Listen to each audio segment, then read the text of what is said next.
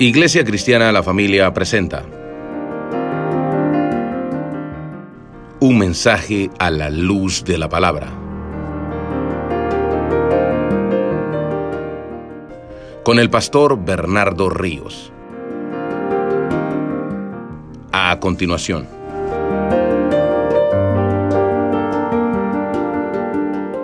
Para nuestro soporte.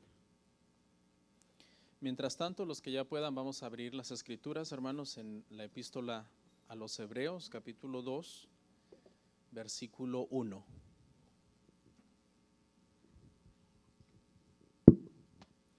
Hebreos, capítulo 2, verso 1. Si es tan amable, vamos a leer el verso 1 estando en pie. Si es que puede acompañarnos en pie. Y luego vamos a orar y vamos a predicar. Hebreos capítulo 1, hermanos, capítulo 2, versículo 1. ¿Estamos? Dice la palabra así: por tanto, es necesario que con más diligencia atendamos a las cosas que hemos oído, no sea que nos deslicemos. Vamos a orar. Padre nuestro que estás en el cielo, qué gran privilegio el de predicar tu palabra. En este día te ruego que nos ayudes a acercarnos a ti, Señor, con corazones sedientos y con corazones hambrientos de tu agua de vida, de tu pan de vida, y que podamos, Señor, ser saciados, Padre, alimentados por tu palabra. Tu Espíritu Santo sustente nuestras almas, Señor, y seamos bendecidos en ti. En el nombre de Jesús, amén. Amén. Pueden sentarse, hermanos. Muchas gracias por estar en pie.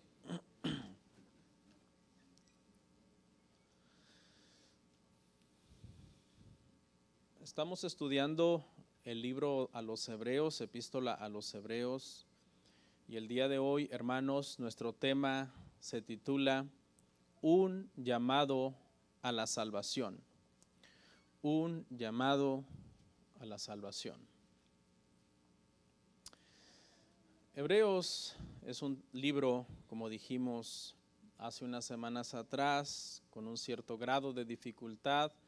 Les recomendé que vayan leyendo Levítico para que vayamos haciendo la relación, ya que Hebreos y Levítico son dos libros relacionados.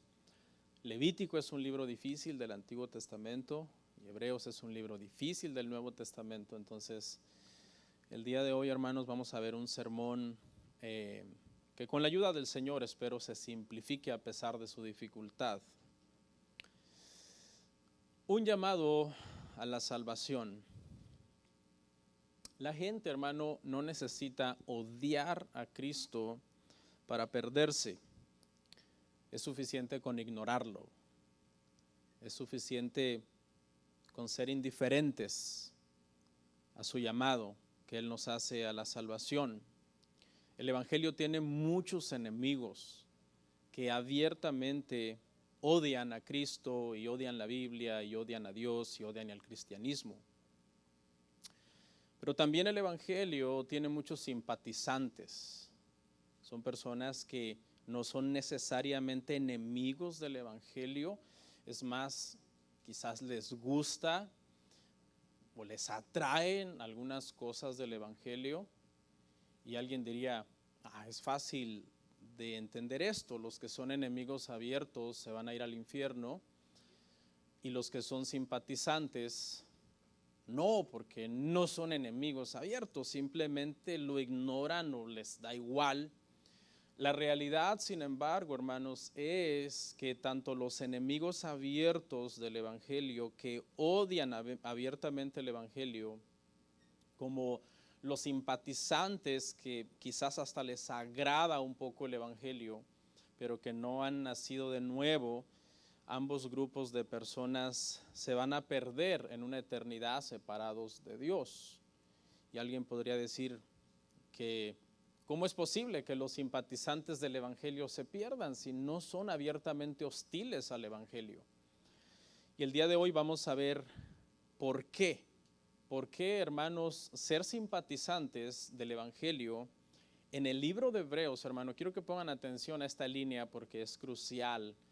En el libro de Hebreos, la enseñanza es que el juicio en el infierno, yo sé que esa palabra a muchos les causa incomodidad, pero yo no la inventé, está en las Escrituras, será peor para los simpatizantes del Evangelio que para los enemigos del Evangelio. O sea, el castigo que las personas que se pierdan recibirán será mayor en cuanto más conocimiento del Evangelio tenían, en cuanto más conectados estuvieron con cristianos y con una iglesia.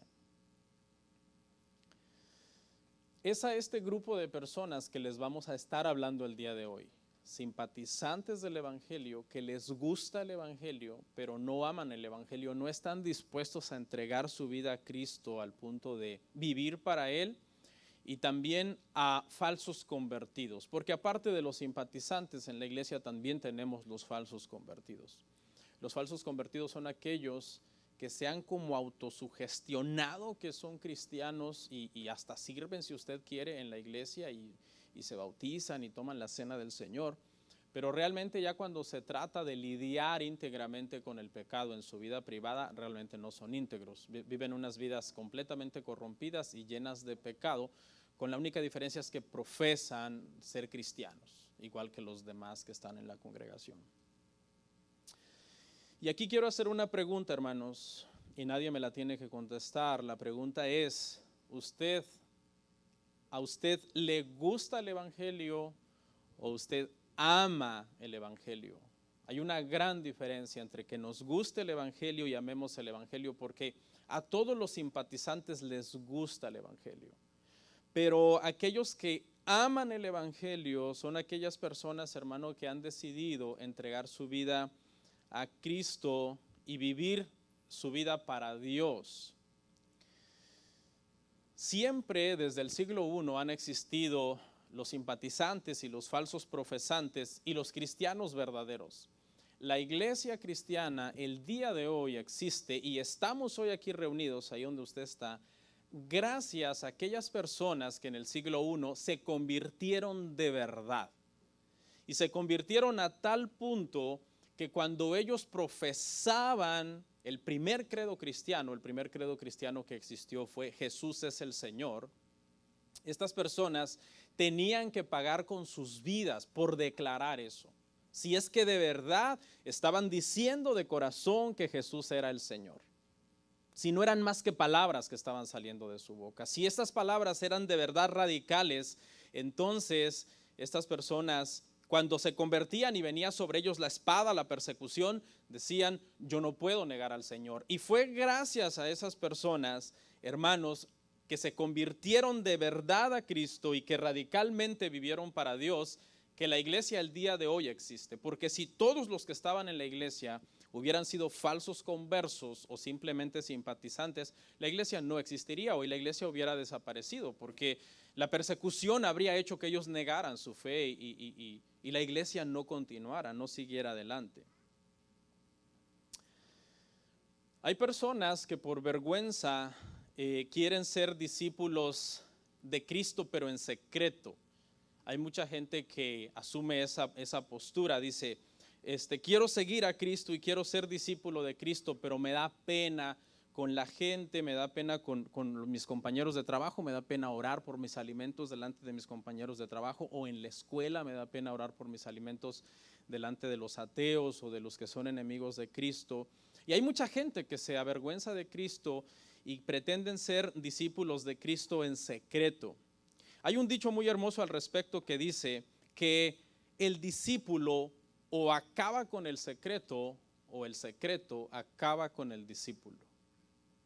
Es decir, se nos hace un llamado a nosotros radical, porque toda persona que pretenda toda su vida ser discípulo de Cristo en secreto, lo más probable es que no tenga la convicción interna como para confesar a Cristo abiertamente a los cuatro vientos y decir: yo no me avergüenzo del Evangelio, porque el Evangelio es poder de Dios. Y cuando nosotros llegamos a esa convicción, la Biblia enseña que entonces aquellos que confiesen a Cristo delante de los hombres, dice el Señor, yo los confesaré delante de mi Padre. Pero aquellos que me nieguen delante de los hombres, yo los negaré delante de mi Padre. Y lo que sale a luz en esa declaración del Señor Jesucristo es que en realidad estas personas profesaban del diente al labio, pero realmente no había temor en su corazón. Los profetas en el Antiguo Testamento se cansaron de hacerle ese llamado al pueblo, porque el Señor les decía: yo sé que ustedes me confiesan de labios, pero yo sé que su corazón está lejos de mí. El día de hoy, hermanos, este tema de un llamado a la salvación, el propósito del autor de Hebreos en estos 4 versículos, vamos a analizar 4 versículos del 1 al 4, es darles el último empujón a aquellos que se han acercado a la iglesia, que se han acercado al evangelio, que son simpatizantes del evangelio, pero que todavía no se han acabado de decidir. Tengo años oyendo, tengo años asistiendo, pero creo que todavía no voy a entregar mi vida a Cristo. El autor en esta parte le demanda una respuesta a las personas. Les dice: ¿qué van a hacer con lo que les he hablado hasta aquí? Quería ver resultados, y es que todo predicador quiere ver resultados en lo humano, aunque sabemos que los resultados los da el Señor, porque es el Espíritu Santo el que convierte a las almas. De todos modos, en lo humano, uno como predicador quiere ver resultados también. Claro que sí, claro que te motivan en lo humano. Ver personas que se convierten al mensaje de la predicación, ver convertidos que se santifican cuando se habla en contra del pecado. Uno de los hombres más sedientos de ver convertidos y santificados fue el apóstol Pablo. Él decía cosas como, por ejemplo: el anhelo de mi corazón y mi oración por Israel es para salvación, Romanos 10:1. A todos me he hecho de todo para que salve a algunos, Primera de Corintios 9:19 al 23. Todo lo sufro por amor a los escogidos, para que obtengan la salvación, Segunda de Timoteo 2:10. Todo lo he recorrido llenándolo con la predicación del evangelio de Jesucristo, Romanos 15:19. La predicación del evangelio demanda entonces una respuesta de las personas que están oyendo, y eso es lo que vamos a ver el día de hoy.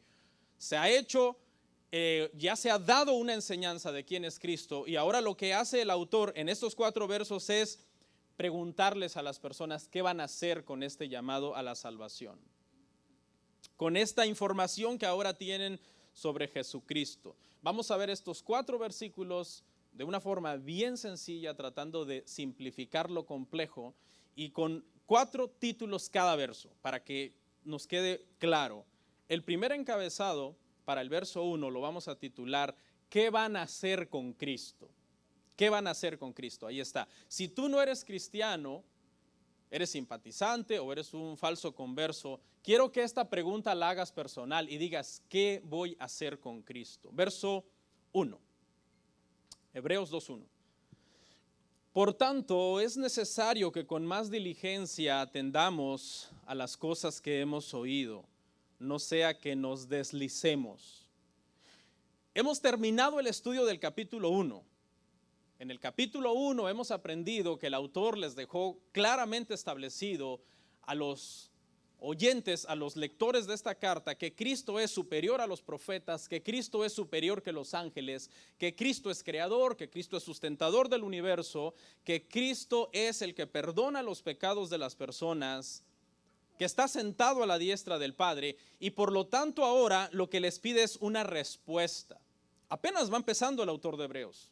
La carta apenas comienza, pero él dice: una vez que hemos visto el capítulo 1, en lugar de seguir avanzando, porque él tiene un largo terreno por recorrer hasta el capítulo 13, que es el capítulo final, él hace una especie de parada rápida en el camino largo, como cuando usted agarra para otro estado a 15, 17 horas y lo primero que hace es salir de su colonia y meterse en la gasolinera, ¿no? Es un largo viaje, pero haces una parada rápida. Y eso es lo que está haciendo el autor. Y lo que les está diciendo es la palabra, la primera frase: por tanto. ¿Qué quiere decir ese por tanto? Les está diciendo antes de seguir adelante.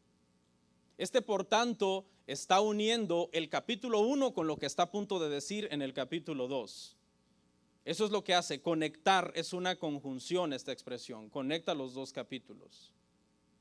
Por tanto, ya les hablé de quién es Cristo, ya les hablé de su carácter, es superior a los profetas, es la revelación total y final de Dios, es superior a los ángeles, Él creó a los ángeles.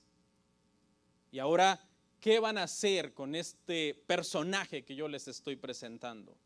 Y lo que sigue a continuación es que Él les va a explicar a los que están oyendo la tragedia tan grave que es rechazar a Jesucristo. Pero ahora les va a hacer una invitación. La invitación es a dar una respuesta. La invitación es que los que han estado por años de simpatizantes en la iglesia o que profesan ser cristianos y no lo son, que por favor vengan a Cristo. Que vengan a Cristo, les ruega, les implora que vengan a Cristo. George Whitefield, uno de los más grandes predicadores de por ahí 1700, era contemporáneo de Jonathan Edwards. Él decía que cuando él predicaba a las masas y las masas endurecían su corazón ante el mensaje, porque hay gente muy obstinada, hermano, que puede tener claro que Cristo es Dios, que Él es el camino, la verdad y la vida, y sigue endureciendo su servicio y diciendo no.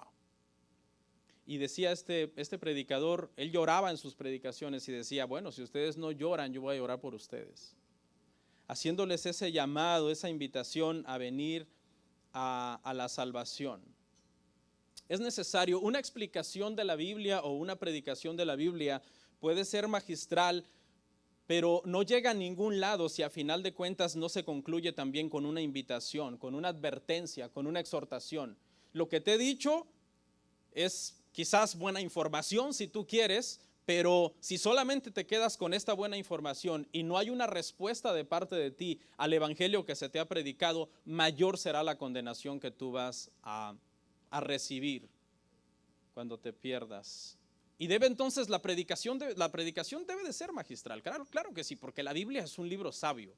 No podemos agarrar el libro más sabio del mundo y matar de aburrimiento a la gente. Está bien, pero la predicación también, aparte de ser magistral, también necesita tener una invitación. Rogarle a la gente para que las personas vengan al Señor y se arrepientan de sus pecados y puedan ser salvos. El por tanto entonces quiere decir lo siguiente.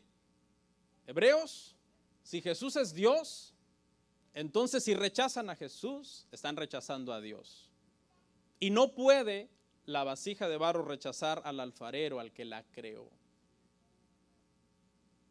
Habían llegado estas personas a entender intelectualmente mucho sobre Cristo, pero no habían acabado de decidirse, será, no será, el año que viene, más adelante.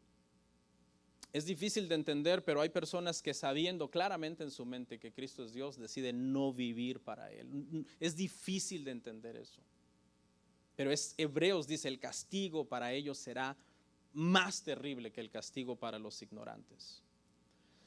Dice el verso 1, es necesario, por tanto es necesario que con más diligencia atendamos las cosas que hemos oído. ¿Qué han oído? Han oído lo que les ha dicho en el capítulo 1. Les está diciendo, presten mucha atención. La palabra para atender es la palabra griega prosegein y se refiere a estar atento. Se utilizaba en el contexto de los marineros. Cuando los marineros llegaban a un puerto, tenían que estar muy atentos de que antes que un viento o una marea arrastrara a la nave y naufragara en el océano, ellos tenían que amarrarla. Tenían que tener esa atención. No podían darse el lujo de tener ese descuido, de no amarrar en el puerto y asegurar la nave. No sea que deslicemos. La palabra para deslizar viene del griego pararcheo y quiere decir cuando algo por accidente se te desliza de las manos, se te cae y cae en un lugar inaccesible. Se te puede caer un anillo e irse en el lavabo o en un drenaje, en una rendija, en una ranura, en un gap, como usted lo quiera llamar. Y entonces no es fácil de sacar de ahí. Y lo que quiere decir es que por no atender el llamado a la salvación, las personas pueden perder algo que vale mucho, que es la salvación. Y que una vez que esa oportunidad pasa, ya se perdió para siempre. Hay personas que dicen, no, pues a la mera hora de mi muerte. ¿Y cómo sabes si vas a tener tiempo? Es algo que esta expresión, pongamos atención, no sea que se nos deslice, está hablando de esa oportunidad, de estar oyendo. Tú que estás oyendo aquí el evangelio, tú estás recibiendo la oportunidad, el llamado a la salvación si tú no eres cristiano. Pero si tú no pones atención y ahorita lo que estás pensando es, ¿a dónde iré a comer después? Entonces no sea que se te deslice de las manos algo de mucho valor y acabes perdiéndolo. Y la palabra esa pararcheo, que habla de caer en un lugar difícil de agarrar. No sé si sabe que hay una parte del carro que se le llama el Triángulo de las Bermudas. Es esa parte donde nace el cinturón de seguridad, donde tú te enganchas, que está entre el piloto y el copiloto, pero aquí tenemos un compartimento generalmente, donde ponemos el café o lo que sea, y entonces no sé si alguna vez a usted se le ha ido algo ahí, y es difícil de sacarlo, te toca en algunos casos hasta quitar el asiento. En una ocasión recuerdo que mi teléfono se deslizó por ahí y yo llamaba y sonaba que estaba ahí, pero veía por adelante, por atrás, lo usaba, como dicen, y no lo podía sacar. Y a eso de eso es lo que habla de este deslizar. Habla de perder algo que es difícil de poder volver a recuperar. Con esto en mente, entonces, podríamos leer el verso 1 de la siguiente manera. El autor de Hebreos les está diciendo, en base a lo que acabamos de aprender, que Cristo es la revelación final de Dios, la palabra final de Dios al hombre, que es superior a los ángeles, entonces lo más pronto posible hay que asegurar nuestras vidas en Él, no sea que esa oportunidad se nos deslice. Eso es lo que les está diciendo a este grupo de personas. No le está diciendo esto a cristianos que ya tienen su salvación.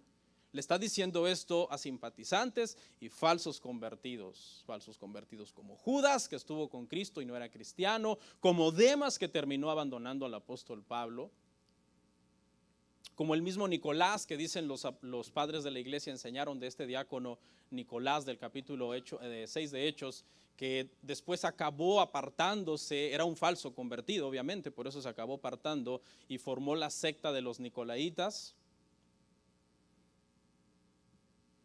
Habla de deslizar por descuido.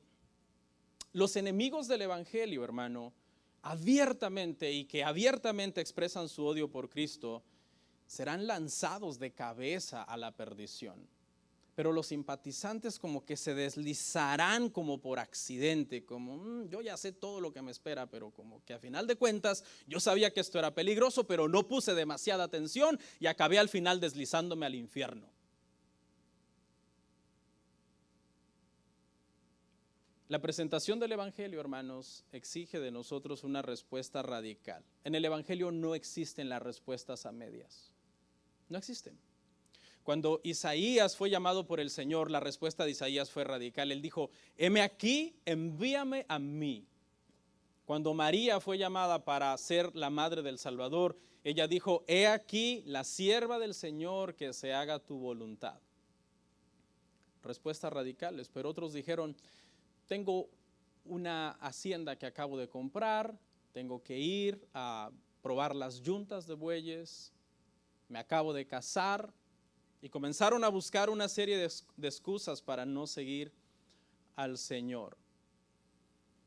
¿Quiénes son los que deslizan entonces? Los que deslizan son los que no ponen suficiente atención y nunca toman su decisión por el Señor. Estas son personas que están como a la puerta de la salvación. Todos los domingos, si usted quiere, a veces vienen y se acercan a la puerta, pero nunca cruzan la puerta. Nunca la cruzan. Los enemigos del evangelio abiertamente no quieren saber nada de esa puerta, odian el evangelio. Pero los simpatizantes llegan a la puerta, se paran ahí, viven ahí, reposan ahí y nunca entran. Porque cuando ven la puerta y el llamado a la salvación se ponen a calcular y dicen, una vez que yo cruce esa puerta, yo no puedo ser más yo. No puedo vivir más para mí. Voy a tener que rendir mi vida a Cristo. Mire lo que dice Mateo 7, 13 y 14. Dice así: entrad por la puerta estrecha, porque ancha es la puerta y espacioso el camino que lleva a la perdición, y muchos son los que entran por ella. Porque estrecha es la puerta y angosto el camino que lleva a la vida, y pocos son los que la hallan. Es que el llamado a la salvación en la Biblia es llamado la puerta estrecha, es llamado el camino angosto. Y habla de que no puedes entrar por ahí como tú quieras. Tienes que entrar a fuerza bajo las condiciones del Señor. Donde ya no puedes hacer lo que tú quieras, ni actuar como tú quieras, ni hablar como tú quieras, ni proceder como tú quieras, ni ser un padre de familia a tu manera, ni un esposo a tu manera, sino siempre a la manera de Dios, según lo que Él dicte y mande en su palabra. Y mucha gente se pone a calcular y dice, no, yo no estoy dispuesto a eso. Pero sabes tanto que el castigo será terrible. Verso 2, bajo el encabezado, una advertencia. Ok, ya les dije, ¿no quieren? Ok, miren lo que les va a pasar. Viene una advertencia a los convencidos pero no convertidos. Punto 2, una advertencia a los convencidos pero no convertidos. Verso 2, Hebreos 2:2. Porque si la palabra dicha por medio de los ángeles fue firme y toda transgresión y desobediencia recibió justa retribución. En este verso el autor quiere hacer un contraste entre el castigo que merecen o merecían, mejor dicho, aquellos que en el Antiguo Testamento quebrantaban la ley. O sea, Dios les dio una ley, obedézcanla, pero ellos la quebrantaban. Y el castigo que recibirán aquellas personas que rechacen la salvación dada por Cristo. Lo que el autor quiere lograr en este verso es dar a entender que aquella revelación dada por ángeles de alguna manera a Moisés, cuando se dijo no hagas esto, no lo tenías que hacer. Cuando se dijo debes hacer esto, tenías que hacerlo. Y esa palabra, esa revelación traía un castigo terrible. El castigo era terrible para los que quebrantaban la ley. El autor lo que quiere decir es, cuánto mayor castigo no recibirán los que rechacen a Cristo. Los que rechacen esta salvación que yo les estoy enseñando. Los que digan no cuando se les diga ven al Señor porque Él te quiere salvar. Y lo que quiere decirles es eso, que el castigo será mucho más terrible.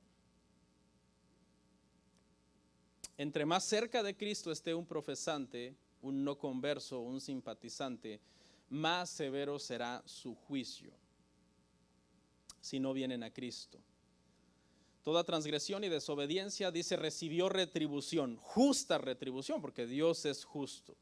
Vamos al cielo por la gracia de Dios, y las personas que no se arrepientan van al infierno por la justicia de Dios, porque Dios es bueno y tiene que castigar el pecado. Las dos palabritas son interesantes porque transgredir es la palabra griega parabasis y quiere decir cruzar una línea voluntariamente, una línea que no se debió de cruzar. Es decir, le está diciendo a las personas, ustedes ya saben que no pueden cruzar esa línea. ¿Cómo no van a saber si tienen años sentados aquí oyendo el evangelio? Tienen años oyendo el evangelio y sabes que no debes de dejar a tu esposa por otra. Y sabes que debes de criar a tus hijos en disciplina y amonestación del Señor. Y sabes que tienes que orar y leer la Biblia y servir. Tú sabes. Sin embargo, aún a sabiendas de todo, tú transgredes, tú cruzas una línea que no deberías de estar cruzando. Entonces, transgredir es hacer algo, y es hacer algo que tú sabes que no se debe hacer. La palabra para desobedecer es parakoe, también es una palabra griega, y quiere decir cerrar los oídos de una manera indiferente. Alguien dio una ilustración, William Barclay dio una ilustración de esta palabra diciendo que es como cuando estás oyendo la lluvia. ¿Cuántos han oído la lluvia? Uno oye la lluvia, pero no le pones atención, ¿verdad?, a cada gota de agua. No llevas como ese control de estar oyendo de una manera sistemáticamente la lluvia. Simplemente estás oyendo porque la lluvia está haciendo ruido. Es como cuando tú le das una instrucción a tu hijo o a tu hija y por la cara que hace y los ojos que está haciendo, tú sabes que está oyendo, pero no lo va a hacer. ¿Cuántos se identifican conmigo? Tú sabes por los ojitos, ¿no? Por la carita, por la actitud, por la felicidad que se le ve cuando le estás diciendo que haga algo. Y esto significa no hacer nada cuando lo deberías hacer. Entonces, transgredir es, no debo hacerlo, aquí está una línea, no debo hacerlo, no debo cruzarla y de todos modos lo voy a hacer. ¿Ok? Como el hombre que es tentado a cometer adulterio. Está siendo tentado, hay una línea, la línea dice no. Él dice, yo sé, el adulterio es pecado, es uno de los 10 mandamientos, la Biblia lo prohíbe en el Nuevo Testamento, en el Antiguo Testamento, por todos lados, eso está mal, pero de todo modo aquí está la línea, yo a sabiendas de la cruz. Eso es transgredir. Desobedecer es más al revés, es como un pecado pasivo, es no hacer algo que debes hacer. Por ejemplo, ¿cuántos saben que debemos leer las Escrituras? Eso es claro, está escrito, debemos leerlas. Cuando tú no las lees, tú estás no haciendo algo que deberías hacer. Los dos son pecado. Hacer algo que no debes hacer y no hacer algo que debes hacer. Uno es activo, otro es pasivo, pero al final de cuentas acaban siendo pecado delante de Dios. Está muy caliente aquí, hermanos. ¿Prendieron el de acá arriba? ¿O son sus miradas fulminantes como rayo láser?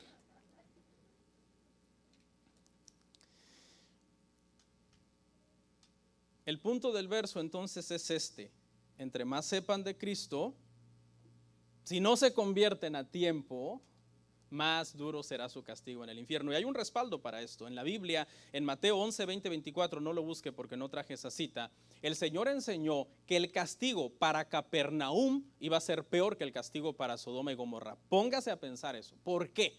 ¿Qué era Sodoma y Gomorra? Una ciudades paganas, malignas al extremo. Eran tan malos que Dios decidió hacer llover fuego y azufre del cielo para exterminarlos. A ese nivel de maldad habían llegado en Sodoma y Gomorra. Usted ya sabe los pecados.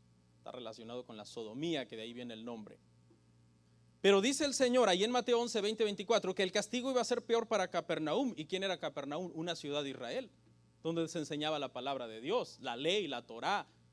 Y había gente que supuestamente eran los hijos de Dios. ¿Por qué el castigo entonces para ellos iba a ser peor que para Sodoma y Gomorra? Porque ellos, Capernaum, tenían el Antiguo Testamento y Cristo mismo fue a predicar ahí y lo rechazaron. Entonces es por eso que el castigo va a ser muchísimo más grave para ellos. Porque tuvieron la luz del Antiguo Testamento y la misma luz del mundo. Cristo vino a predicar ahí y lo acabaron rechazando.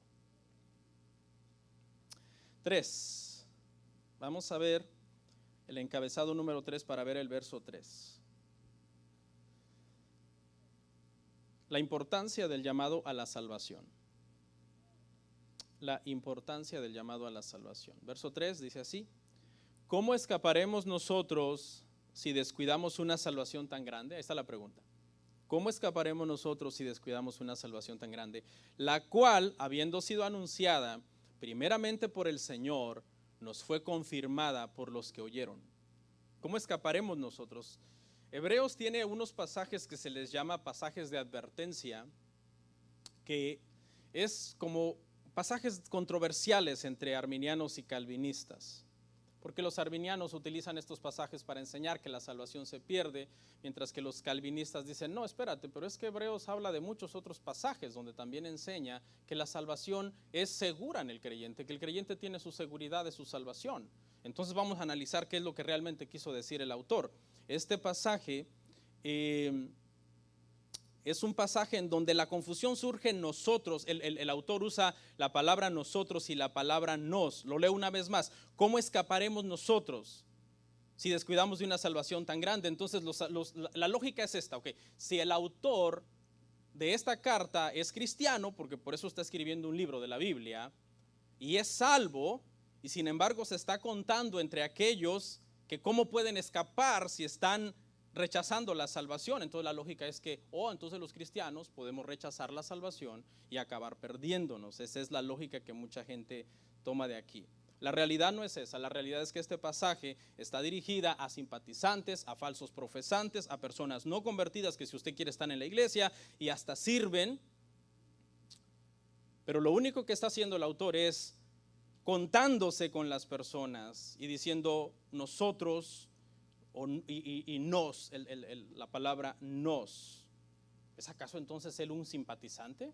¿Es acaso él un profesante pero no convertido? No, lo único que está haciendo es identificarse con los hebreos como hebreo que él es también. Y le voy a dar una ilustración.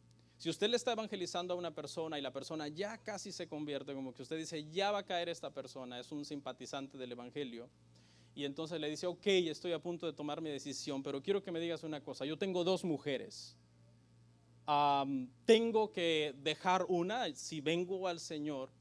Y entonces tú le dices, bueno, nosotros cuando somos cristianos no podemos tener 2 mujeres. ¿Estás diciendo con eso que tú también eres un simpatizante igual que él, que no has tomado tu decisión? No, lo único que estás es contándote con la persona por cortesía si tú quieres, pero tú eres un cristiano convertido. Aquí es donde surge muchas veces la confusión. El creyente puede ser negligente en su crecimiento espiritual y su discipulado, pero no puede rechazar la salvación. ¿Cómo va a poder? No puedes rechazar algo que ya tienes. Se rechazan las cosas que te están ofreciendo y que tú no tienes. Eso es lo que puedes rechazar. Pero no puedes rechazar algo que tú ya tienes, que vives para el Señor. La expresión, esta es la expresión que causa la controversia. Si descuidamos una salvación tan grande. Quiero explicar en qué 2 maneras diferentes descuida la salvación un cristiano y un no cristiano. Ponga atención. Un cristiano descuida su salvación cuando no trabaja en su santificación. ¿Okay? No trabaja en su santificación, está descuidando su salvación. ¿Significa eso que va a perder su salvación? Por supuesto que no. Lo único que es un cristiano negligente, es una persona que no está caminando a la altura de la fe que profesa y está descuidando su salvación en ese sentido. ¿En qué sentido un no convertido descuida su salvación? La descuida en el sentido de que se le está ofreciendo y acaba rechazándola. ¿Dónde está eso, pastor? Eso está en Filipenses capítulo 2, versículo 12. Cuando Pablo le dijo a los filipos y le estaba hablando a cristianos y les dijo, ocupaos en vuestra salvación. Ocupaos en ella. ¿Qué les está diciendo? ¿Trabajen para que la puedan obtener? Claro que no, les está diciendo, trabajen en algo que ya tienen. No trabajen para obtenerla, no trabajen porque si no trabajan no la van a obtener, sino trabajen en algo que ustedes tienen. Y lo que los está llamando es a la santificación, a crecer en su discipulado, en su madurez, en su comprensión, en su intimidad con Dios. Crezcan en santificación. Aunque este no es el tema, quise aclarar esto. ¿Debe un cristiano ocuparse de su salvación? Sí, claro que sí, pero no para trabajar para obtenerla. Debe trabajar en ella porque ya la tiene y es necesario que siga creciendo y alcanzando la estatura de Cristo, que es el varón perfecto. ¿Debe un incrédulo ocuparse en su salvación? Claro que sí, porque debe de decir sí al llamado que se le está haciendo para que venga a los pies de Cristo Jesús.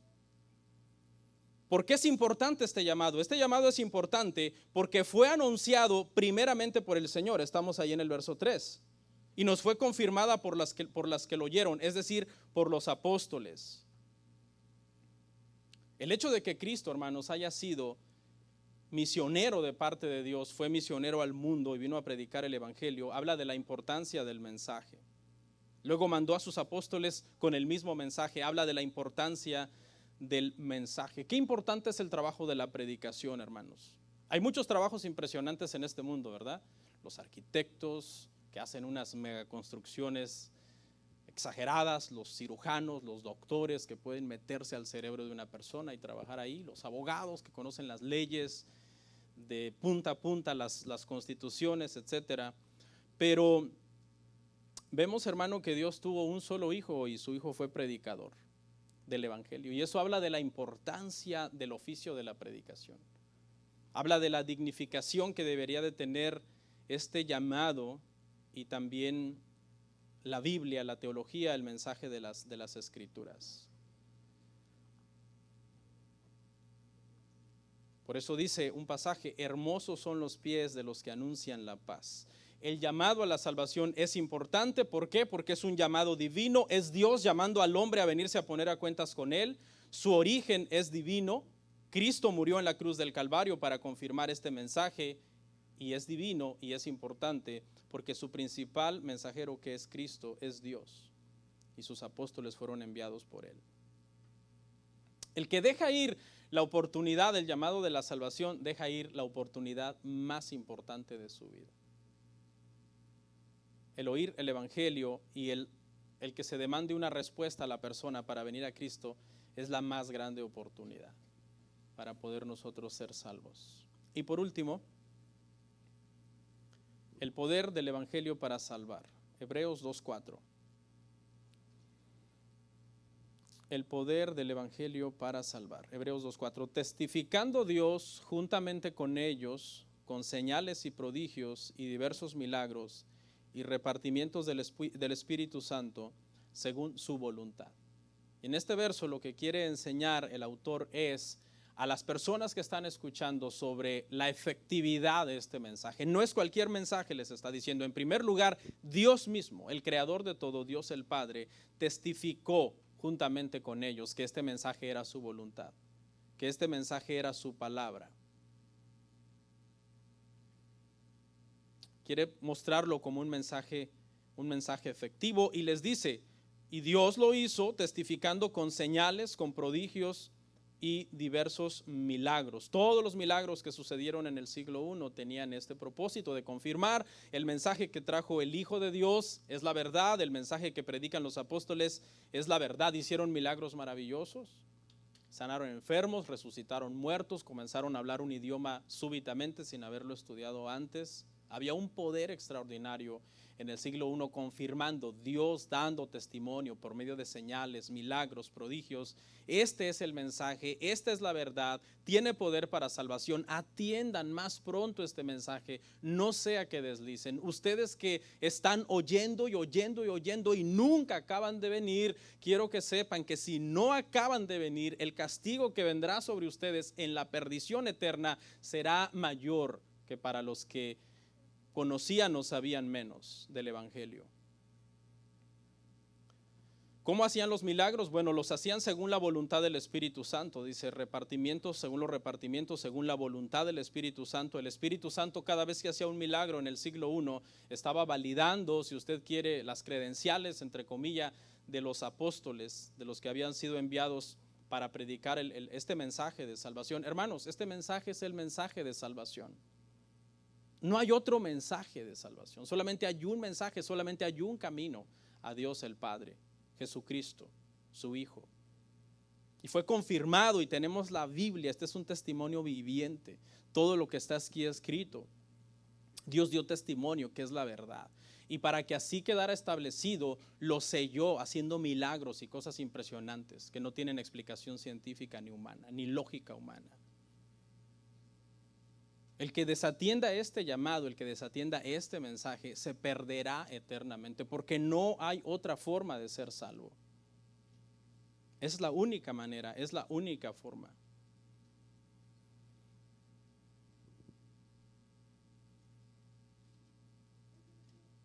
Vamos a terminar entonces haciendo una pregunta. Para los que están hoy aquí, no estás aquí por casualidad, Dios todo lo acomoda, todo lo planea. ¿Qué vas a hacer con este mensaje? ¿Qué vas a hacer con Cristo? ¿Ya tienes a Cristo? ¿Vives en santificación? ¿Vives para Él, para hacer su voluntad? No tienes a Cristo, pero has oído y oído. Yo sé mucho de la Biblia. Usted sabe que los ateos saben mucho de la Biblia, la usan para rebatir a los cristianos. Mayor condenación recibirán todas las personas que sabiendo de Cristo rechacen este llamado a la salvación. Entonces yo le quiero preguntar para terminar. Quiero que usted se pregunte a usted mismo para sus adentros, ¿qué va usted a hacer con el llamado a la salvación? ¿Qué va usted a hacer?